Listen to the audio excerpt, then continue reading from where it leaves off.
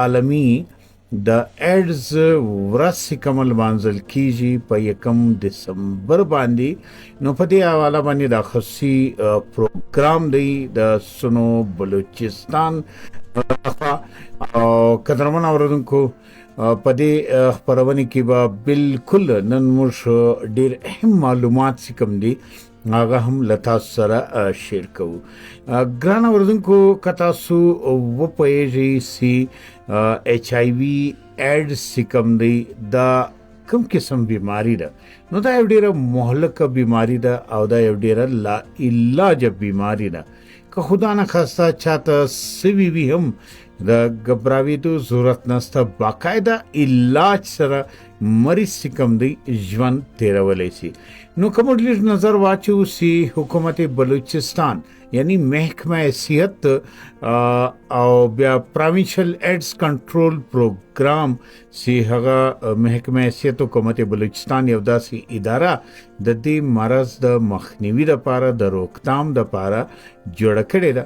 دې ادارې زیر اهتمام څه پروګرامونه دي، نو په دې باندې به یو نظر لږ واچو، بیا راځو چې په بلوچستان کې د مریضانو تعداد چې کوم دی هغه څومره دی.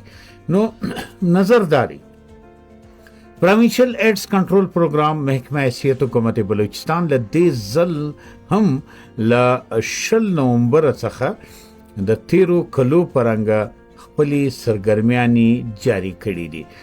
خپلې اکټیویټیانې دي، مختلف تقریبات دي، یعنی آګاهي اویرنس سیشنز دي د صوبې په مختلفو علاقو کې او بالخصوص په کوټه کې، او د دې د پاره د سیول سوسایټي باقاعده یو نیټورک پروینشل ایډز کنټرول پروګرام تیار کړی دی.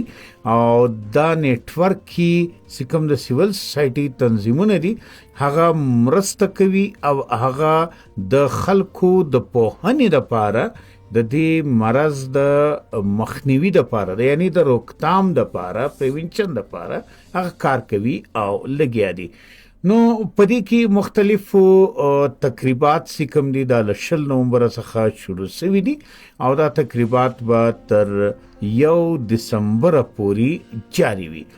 1 دسمبر باندې به محکمه صحت حکومت بلوچستان پروینشل ایډز کنټرول پروګرام لخوا په کوټه کې یو ډیر لوی غټ سیمینار کیږي، مرکزی یو تقریب چې کوم دی هغه به المنزل کیږي. خو تر دې لمخه د آګاهي د پاره د ټیسټ کولو د پاره پروینشل ایډز کنټرول پروګرام خپلې سرګرمیانې جاری ساتلې دي او د دې ټولو سرګرمیانو مقصد و خلکو ته پوهنه ورکول دي. په دې لړ کې د پروینشل ایډز کنټرول پروګرام پروینشل هر کال د مریضانو په تعداد کې اضافه را روانه ده او د دې اضافي بنیادی وجه څه کومه ده، هغه وجه دا ده چې په خلکو کې پوهنه څه کومه ده هغه ډیره کمه ده. خلک محفوظي لارې چې کمې دي هغه نه اختیاروي، نو له دې کبله د ایډز مرض چې کم دی هغه په ټولو صوبه کې پیلاوي شي. په ټول بلوچستان کې 3303 مریضان دي دا وخت چې هغه رجسټرډ دي. دا زه د رجسټرډ مریضانو تعداد درشایمه 3303 رجسټرډ مریضان او سی رجسټرډ نه دي داسې مریضان هم بیخي یو ډیر لوی تعداد چې کوم دی هغه ستا چې هغه ویریږي او هغه په مخ باندې نه راځي. نو په دې رجسټرډ مریضانو کې که موږ وګورو نو د تیر کال او د دې کال به موږ موازنه وکړو، یعنی 2024 او د 2025. نو که موږ وګورو په نارینه‌و کې په کال 2024 کې یعنی 24 کې ټول مریضان چې کوم ولو نارینه هغه 2015 ولو، په کال 2025 کې دا زیات شوي دي 2362 دي. نو که موږ دا وګورو که نه نو 280 نارینه مریضان په دې کال کې زیات شوي دي. دا یو ډېر لوی فیګر دی.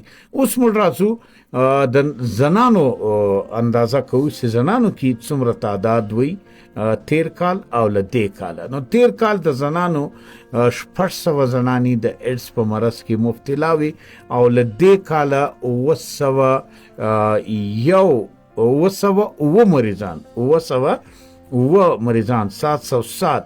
نو ګران اردوونکو فرق سره راغی د زنانو مریضانو زیاتېدو 100 فرق سی کم دی هغه راغلی.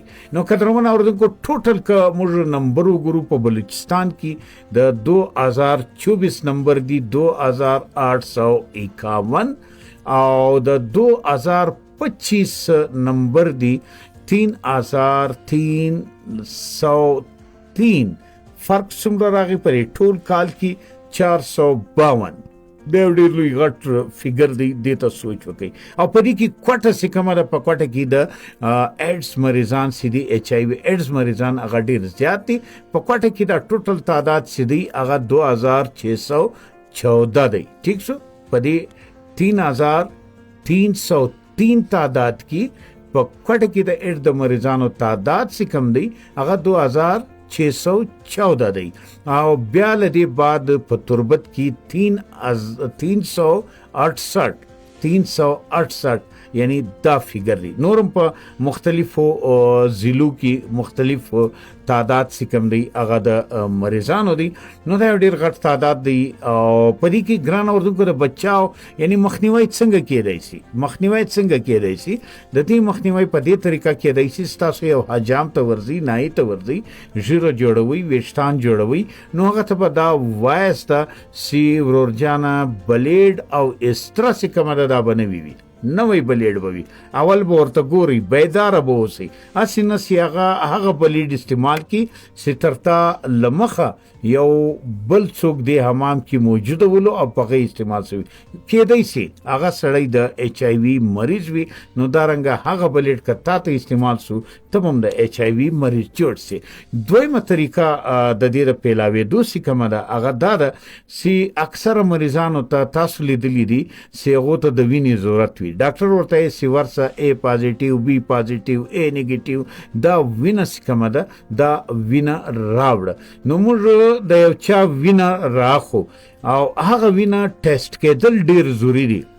یعنی خپل مریض ته تر لګېدو له مخه د یو چا وینه راخیستل کنه هغه اول ټیسټ کېدل ضروري دي. په هغې کې خو مختلفې بیماریانې خو نسته. بیا موږ لګو که صفا وینه وي بیا به لګو.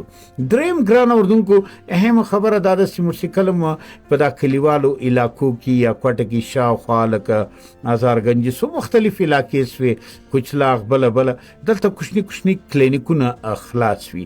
دلته مریض ته چې کله ستن ورلګوي انجکشن ورلګوي نو هغه چې کوم وي هغه سرنج چې کوي په کوم کې چې دوا راخي دا و نورو مریضانو تم استعمال سوی وي.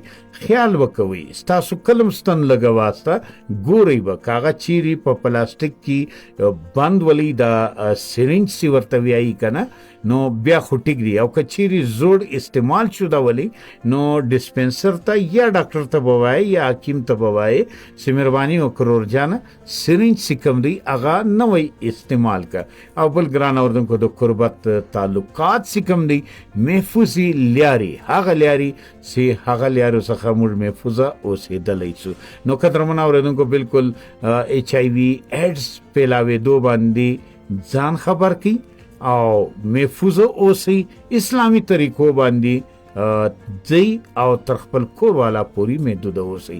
نو هغه لیارې ولې سیما در وشولې خو یوه خبره دا ده چې که چیرې تاسو کې مسلسل تبي وي مسلسل یوه میاشت دستونه وي او ستاسو په بدن باندې وړې سرې دانې راخیږي نو بیا به مهرباني کوئ تاسو به د ایډز ټیسټ چې کوم دی هغه په BMC اسپتال کې کوئ د کوټې والا. او نور د بلوچستان ایډز کنټرول پروګرام لخوا په ټولو ضلعو کې په اسپتالونو کې هر ځای د ایډز د ټیسټ فری سہولیات چې کوم دي موجود دي. نو په کوټه کې فری سہولیات فری ټیسټ فری دوا یعنی موجوده دي.